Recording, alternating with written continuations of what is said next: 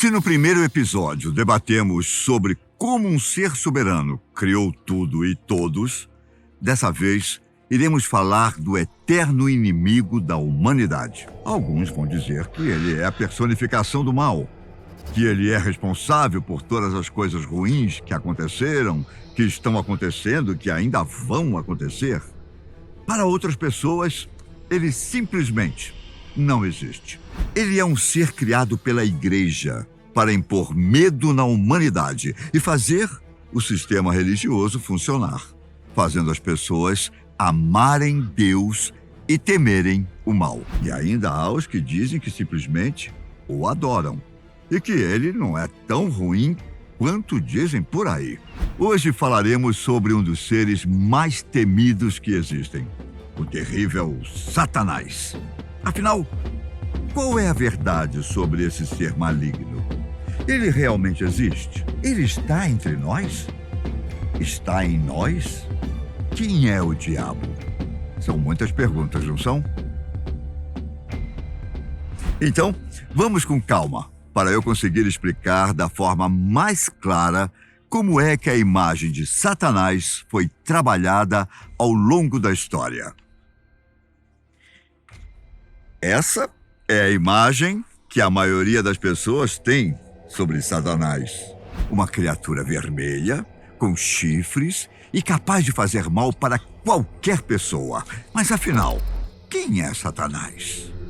Satanás é retratado desde muito tempo como o inimigo de Deus, o inimigo do cristianismo, né? E essa retratação ela acontece de formas diferentes ao longo do tempo. A origem do nome diabo quer dizer acusador, adversário. Então ele é o inimigo do bem, o inimigo do cristianismo ao longo de todas as eras.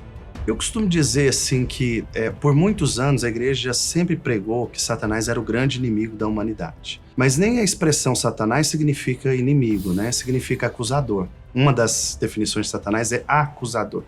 Se eu entendo que é acusador, talvez a função dele não seja nem ser o meu inimigo enquanto ser humano, mas de apontar aquilo de que não está correto, por exemplo.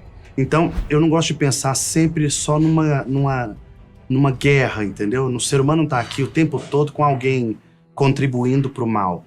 Eu creio efetivamente que o ser humano tem uma grande parcela de culpa também em várias coisas a quem a gente atribui Satanás.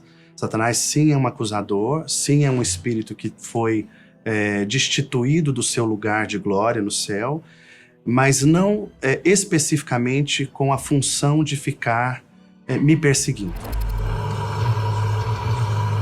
Satanás, para mim, vem de uma antiga história, que começou ainda na infância com a música do heavy metal. Mas eu creio que Satanás pode ir muito além.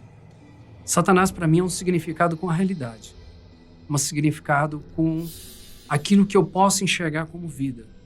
O que as pessoas negam no dia a dia é Satanás. O que as pessoas impedem que suas vidas façam é Satanás. Então, quando as pessoas negam a sua natureza, estão negando Satanás. Se qualquer pessoa pedisse para você imaginar o diabo, é certo que a primeira coisa que viria na sua cabeça seria uma criatura com um tridente nas mãos. Mas nem sempre as coisas foram assim. Os livros mais antigos retratam Satanás de uma outra forma. Em uma gravura do livro bíblico do Apocalipse, por exemplo, há uma ilustração que mostra a luta do arcanjo Miguel contra os anjos rebeldes. Nessa ilustração é possível ver dois grupos diferentes de anjos, os que se voltaram contra Deus e os que ficaram ao seu lado. Porém, não existe diferença entre eles, a não ser o lado em que estão. A origem de Satanás, de acordo com a Bíblia, é um anjo de luz, né? Um anjo que fazia parte do exército celestial de Deus, em que se sente enciumado e quer estar igual ou acima de Deus, de quem pertence toda a glória. Então ele é destituído do seu cargo e vem para a terra com 1/3 da parte dos anjos que o seguiram. Então, Satanás é um anjo que vem para a terra destituído do seu lugar. O problema é que em várias outras culturas ocidentais e orientais foram criadas maneiras de explicar as coisas ruins que nos atingem. Com isso, Construir uma figura maligna é uma maneira de colocar a culpa nos valores e comportamentos vistos como negativos. As religiões islâmica, cristã e judaica, por exemplo, figuram o mal em um ser que se opõe a Deus e que busca atormentar a vida das pessoas que nele acreditam. Tanto que, segundo a Bíblia, Satanás era o maior inimigo de Deus. E o nome Satã, em hebraico, significa adversário ou acusador. Muitos especialistas dizem que a figura do demônio é resultado de várias dualidades, como o belo e o feio, o certo e o errado, a vida e a morte. Essas dualidades têm um lado com um significado positivo, o outro que tem uma imagem negativa. Mas será que essa ideia do diabo poderia ser apenas uma invenção? Dentro do contexto bíblico não há essa possibilidade. Se nós pegarmos, por exemplo, Jó, o livro de Jó, dentro do cânon bíblico, a formação dos livros da Bíblia, ele é o primeiro livro. Ele é o mais antigo de todos. A tradição e a história mostra que ele foi escrito por Moisés. Logo no começo do livro de Jó, você vê um contexto de uma guerra entre o bem e o mal. O livro de Jó diz que um dia os anjos se apresentam diante de Deus, Satanás também se apresenta, e Deus diz: você viu meu servo Jó? Não tem como ele. Não tem por causa disso, tal, aquilo, tal. Então, no contexto bíblico, essa imagem de um grande conflito cósmico entre o bem e o mal, ele permeia por toda a Bíblia. Então, não existe essa possibilidade psicológica, mitológica, né, do surgimento da figura do mal apenas para colocar medo nas pessoas. No contexto bíblico existe um conflito que começou no céu e se estendeu à terra, e ele permeia, né, por todas as eras. Satanás é uma invenção humana para descrever a natureza. Os filhos do sol, os filhos de Lúcifer, da religião cristã, os filhos do ocultismo, os filhos da antiguidade, vão colocar essa dualidade entre o bem e o mal para descrever o que poderia ser Satanás. Durante o século VI a.C., existiu um profeta persa, chamado Zoroastro.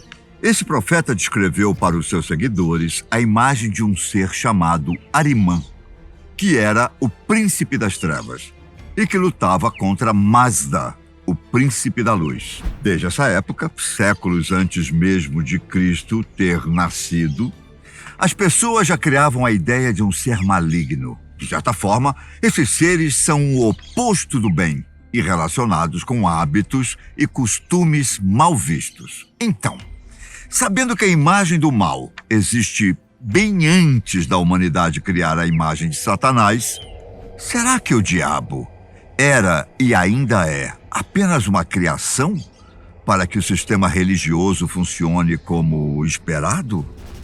Eu não acho que ele foi criado para colocar medo nas pessoas. Eu creio que Satanás, sim, existe. Eu creio na existência.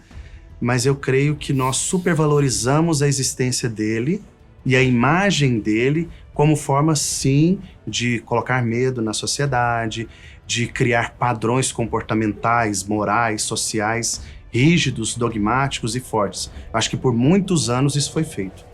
Então, se você precisa de um Deus para te controlar, então você precisa também de Satanás.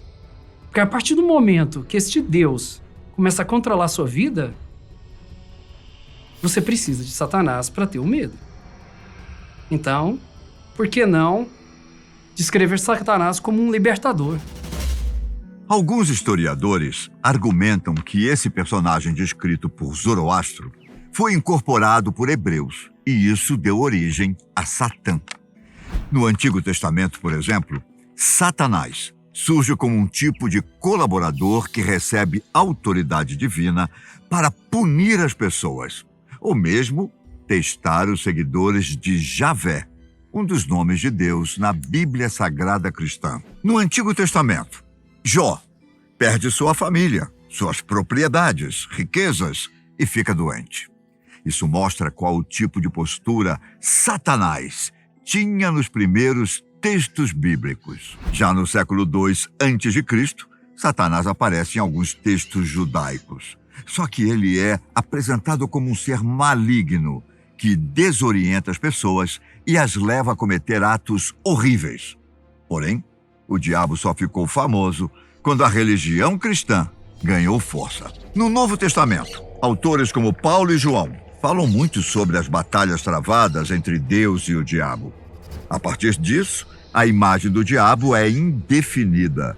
São várias criaturas que fazem parte de uma legião maligna. Muita gente comenta que o Deus do Antigo Testamento era muito mais severo, enquanto o do Novo Testamento é um Deus mais bondoso e amoroso.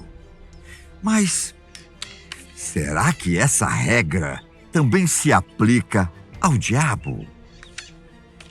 Na verdade, assim, quando a gente fala de Antigo e Novo Testamento, há uma diferença praticamente de como nós vemos tudo, né? A criação do universo, de como nós vemos até a própria figura de Deus. Esse Deus que você citou aí, o bondoso, o amoroso, ele tem uma evidência maior só a partir do Novo Testamento e basicamente com a chegada de Jesus na Terra, pregando esse Deus amoroso. Porque até então, quando os hebreus estão no deserto, né, e até no fim do Antigo Testamento, Deus é muito mais visto como um ser doutrinador, um ser que está orientando, contribuindo para uma formação comportamental de um povo.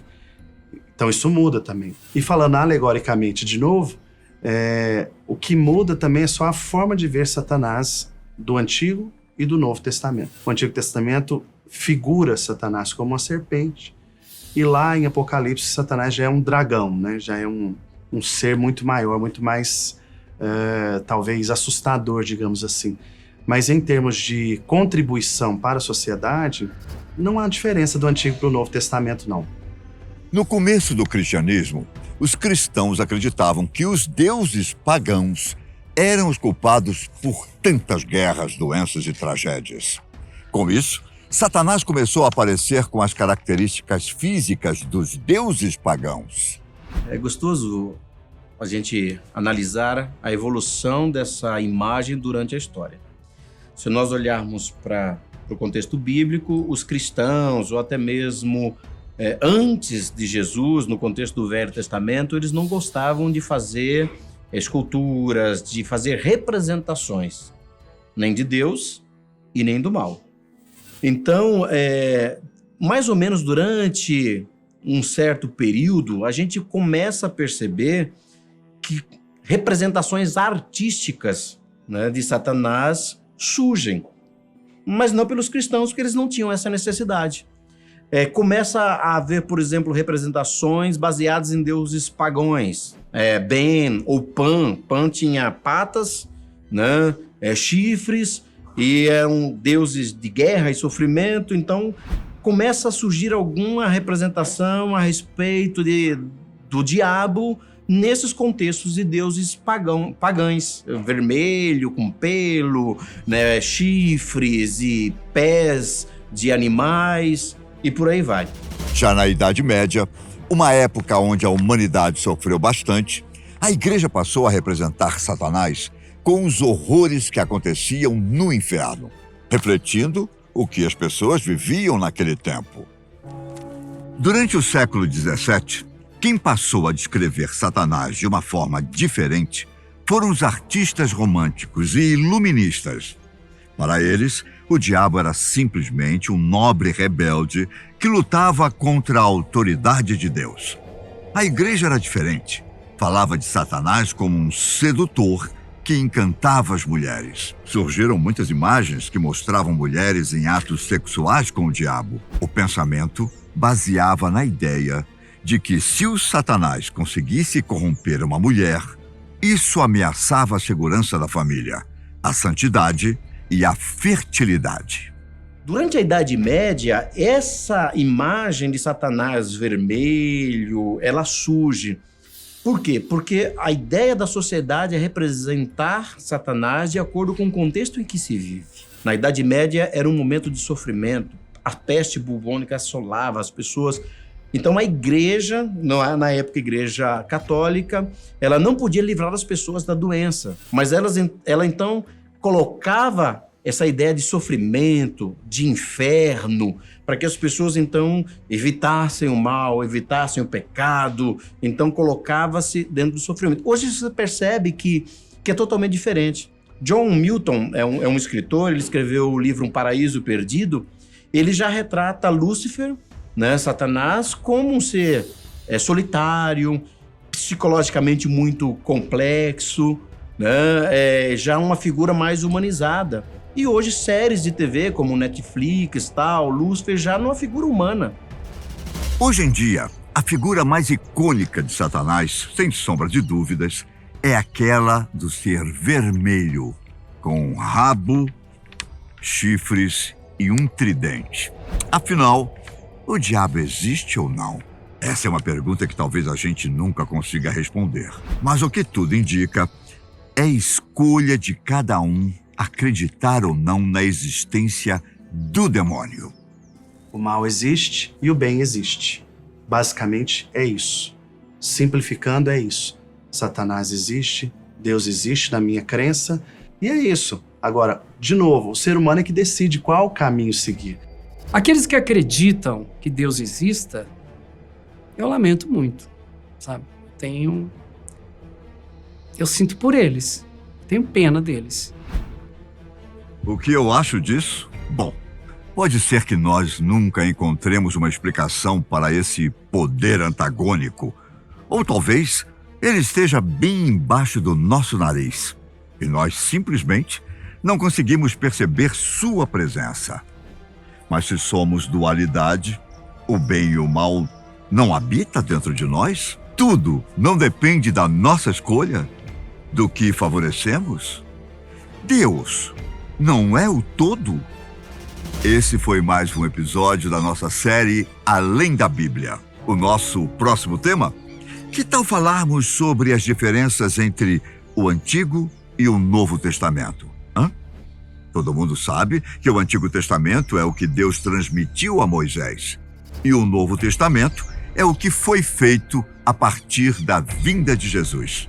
Mas por que existe diferença, inclusive das ações de Deus, entre o Novo e o Antigo Testamento? Espero você.